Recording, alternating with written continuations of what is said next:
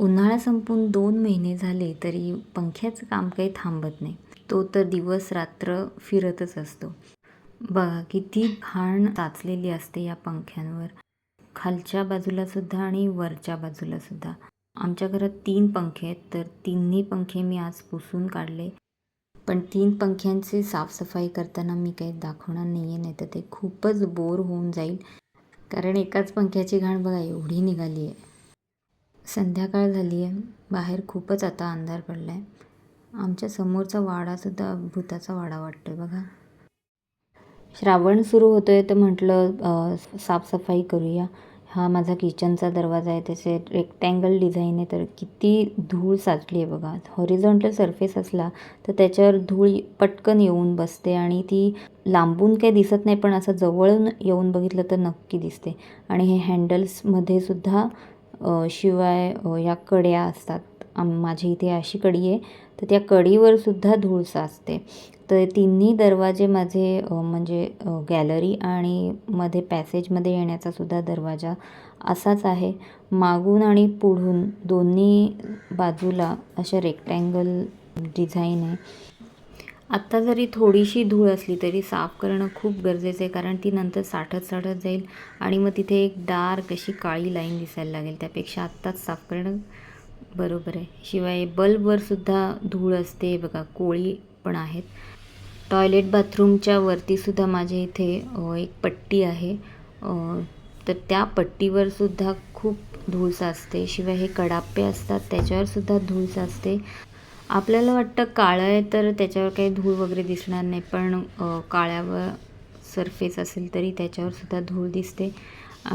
पांढरं फर्निचर असेल तर काळजी घ्यावी लागते, कारण एक छोटासा डागसुद्धा पूर्ण फर्निचर असं हायलाईट करतं. तर शिवाय माझ्या घरात इथे पांढऱ्या भिंतीसुद्धा आहेत. पांढरं हे टेबल आहे. काळजीपूर्वक मला साफ करावं लागतं नेहमी, कारण माझा लहान मुलगा काही ना काहीतरी खेळताना लावत असतो काही. एकदा तर त्यांनी माझी लिपस्टिक या पांढऱ्या टेबलला लावली होती. पूर्ण कपाट त्यांनी गुलाबी रंगाच्या लिपस्टिकने भरून टाकलं होतं.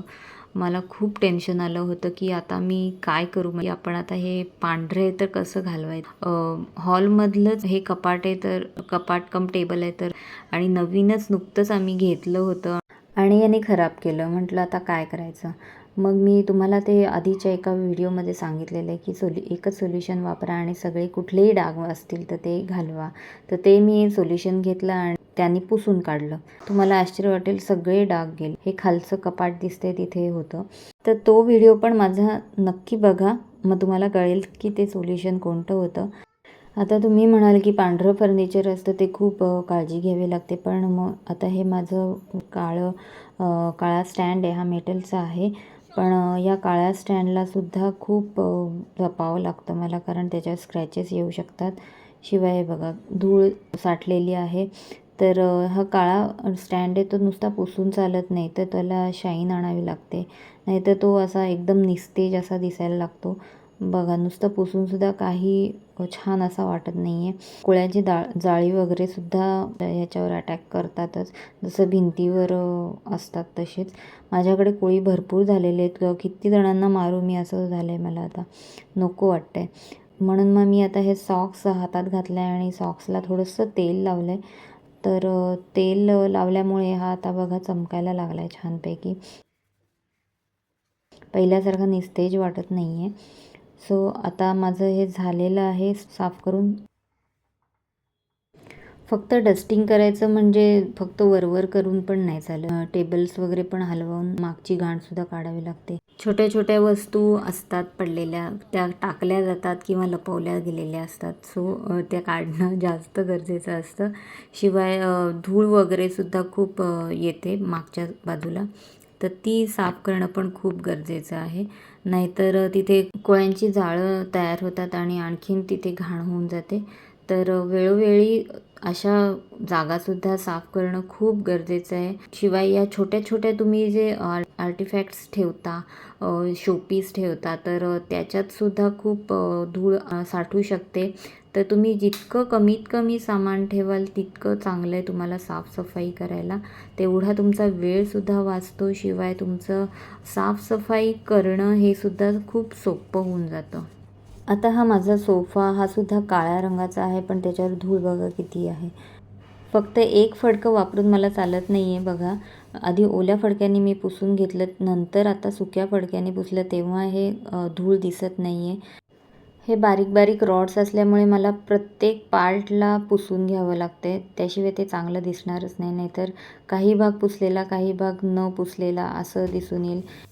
माझं तर ऑब्झर्वेशन आहे की तुम्ही जितकं प्लेन सरफेसवालं फर्निचर किंवा कुठलीही वस्तू वगैरे घेता, तर ती साफ करायला इतकी सोपी जाते की तुम्हाला जास्त काही मेहनत घ्यावी लागत नाही आणि तुमचा त्यामुळे जास्त वेळ जात नाही. तर हे असं जर काही असेल, तुमचा भरपूर वेळ जाऊ शकतो. जसा आत्ता माझा जातो आहे. प्रत्येक पार्ट आणि पार्ट पुसून घ्यावा लागतो. हे दर्शनी भाग आहे, त्यामुळे तिथे जास्त मळलेलं नाही आहे. पण ह्या ज्या म्हणजे बाजूचा भाग असतो, तिथे धूळ जास्त जाऊन बसते. बघा, एकदम आतमध्ये जाऊन बसली आहे. माझा हातसुद्धा नीट जात नाही आहे, पण मी तरीसुद्धा कशी तरी ही धूळ साफ करते आहे. गाद्या काढूनसुद्धा मी साफ करू शकते, पण ते खूप डबल काम होईल. आधीच मुलगासुद्धा बसलेला पण आहे सोफ्यावर, तर मग मी असंच साफ करून घेते. छोट्या छोट्या या ज्या वस्तू असतात त्या रोज पुसणं आपण करू शकतो, पण मोठ्या वस्तू साफ करायच्या म्हणजे खूप वेळ द्यावा लागतो. अगदी उचलून पाचलून त्या हलवून आपल्याला छोटे छोटे पार्ट्स असतील, मोठे पार्ट्स असतील, ते सगळं काढून वगैरे त्या साफ कराव्या लागतात. आणि हा सगळं साफसफाईचा वेळ आपल्याला वेगळा काढावाच लागतो. रोज तर हे करणं आपल्याला जमणार नाहीच, कारण आपलं रुटीन पण एक ठरलेलं असतं. सकाळी उठणं, डबा आणि काय काय इकडे तिकडे जाणं. तर त्या सगळ्यातून हा जो मोठा साफसफाईचा पार्ट असतो, तो वेगळा ठरवूनच ठेवायचा दिवस किंवा एकाच दिवसातली त्या वेळ आणि साफ करायचं. तर माझं आता गॅलरीतली ही खिडकी आहे, तर त्या खिडकीच्या पण वेगवेगळ्या अशा खाचा आहेत, तर त्याच्यात पण खूप धूळ साचले. बाहेर वारा पण भरपूर सुटला आहे, तर ते वाऱ्याने पण किती धूळ येत असेल बघा, किती धूळ आलेली आहे. साफसफाई करणं हे सुद्धा एक रिलॅक्स होण्यासाठी चांगला उपाय आहे. तुम्हीसुद्धा कधीतरी असा विचार करून बघा आणि घरातली सगळी धूळ काढून टाका. जिथे जिथे असेल, कानाकोपऱ्यात, आजूबाजूला, खाचांच्यात वगैरे, कडांच्यात, तर सगळीकडची धूळ काढून टाका. आता श्रावण सुरू होते आहे, तर घर स्वच्छ असणं जास्त जरुरी आहे. कारण छोटे छोटे सणसुद्धा असतात आणि पावसाळासुद्धा सुरू आहे, तर सुद्धा साफसफाई करून घेते आणि मग संपवते सगळी माझी डस्टिंग. आता हा दीप अमावस्येचा दिवा लावला आणि आता व्हिडिओ पण संपवते मी. भेटूया पुढच्या व्हिडिओमध्ये. धन्यवाद.